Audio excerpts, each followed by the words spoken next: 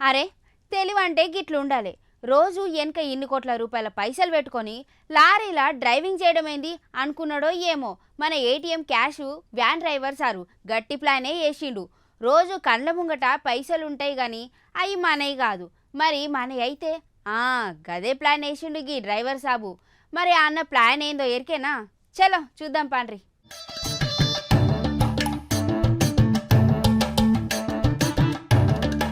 Just నిన్న మొన్ననే రాయం బజార్ సంతోష్ నగర్ మెయిన్ రోడ్డు మీద మనడు ఐఏఎస్ సదర్న్ ఏరియాల ఏకంగా 17 లక్షల రూపాయల ట్రంక్ బాక్స్ ఎత్తుకొని బండి మీద జంపింగ్ జపాంగ్ అయిండు.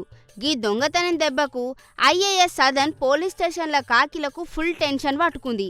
గీ డ్రైవర్ సార్ తెలివి చూస్తే మైండ్ బ్లాక్ అవుతుంది. రోజు ఏటీఎంలల్లా పైసలు నింపే డ్యూటీ చేసుకుంటా ఈ ఒక్క రోజైనా నేను లక్షాధికారి కావాలని ముందే పక్కా స్కెచ్ చేసిండు.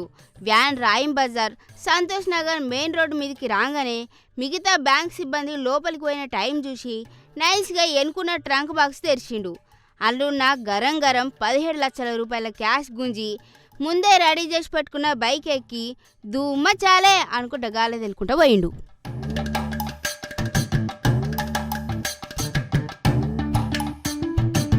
ఇక ఈ ముచ్చట తెలవంగానే ఐఏఎస్ సదర్న్ పోలీస్ స్టేషన్లా ఫిర్యాదు నమోదైంది.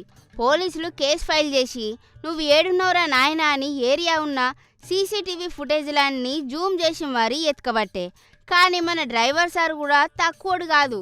పోలీసుల కండ్లు కప్పి ఎక్కడ దాక్కున్నాడో ఏమో తెలియదు కానీ ఆయన కోసం స్పెషల్ టీమ్స్ రంగంలోకి దిగినాయి.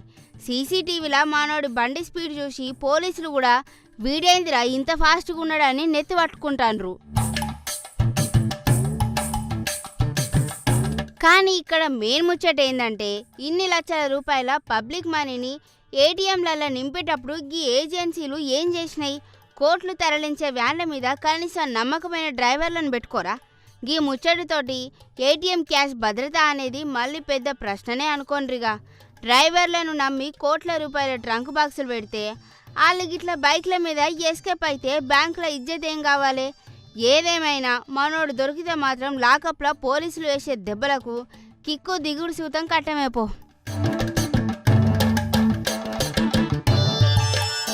$17 లక్షల రూపాయలు చూడంగానే మనోనికి బుద్ధి గడ్డి తిన్నట్టున్నది. కానీ ఈ పైసలతోని ఎంజాయ్ చేసుడు కాదు, రేపు పోలీసులు పట్టుకుంటే జైల్లో చిప్పకూడు తినుకుంటా లైఫ్ అంతా ఖరాబ్ చేసుకున్నాడు అవుతుంది.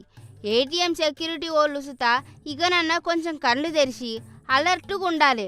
లేకపోతే ఇంకెన్ని ఏటీఎంలకు దొంగలు పడతారో, ఎన్ని బ్యాంకులలో లూటీలు అవుతాయో.